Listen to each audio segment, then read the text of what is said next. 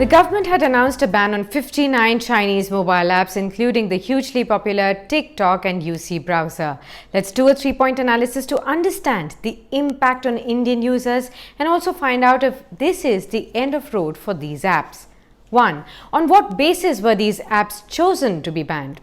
Well, IT Ministry had received complaints about the misuse of some apps for stealing and surreptitiously transmitting users' data to servers that were located outside of India.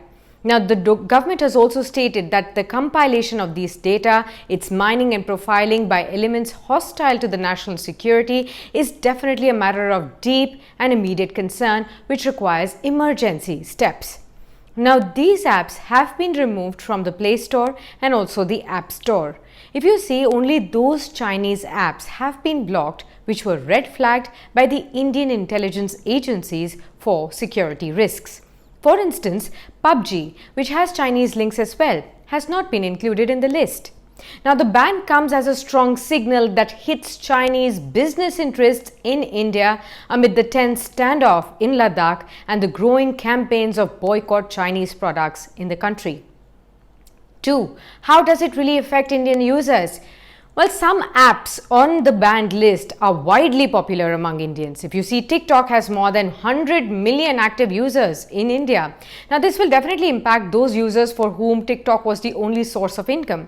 Analytics firm App Annie's report stated that in 2019, Indians spent a massive 5.5 billion hours on TikTok. So the want for content is definitely huge. Besides, many of these apps such as UC News and others have also offices and employees in India. Hence, following the ban, hundreds of jobs could also be at stake. Now, users of these 59 apps will now have to look for substitutes. As per a News 18 report, there are several alternatives already available to some of the banned apps.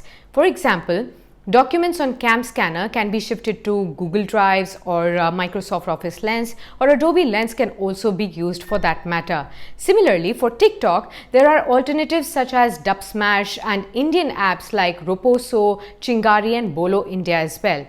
Industry leaders have hailed the government's decision already.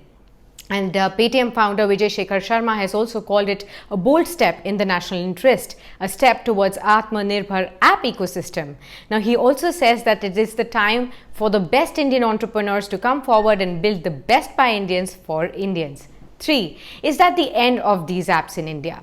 Well, the government has indicated that this is an interim ban and that these apps will be given a chance to respond to the government's concerns before a committee. Now, the committee will also then recommend whether to remove the ban or to really continue with this.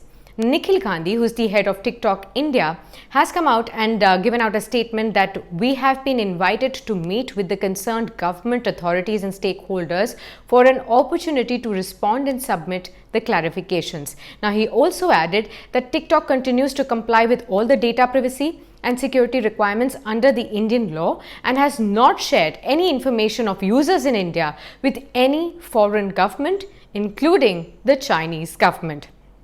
Meanwhile, China has already displayed strong concern over the banned apps.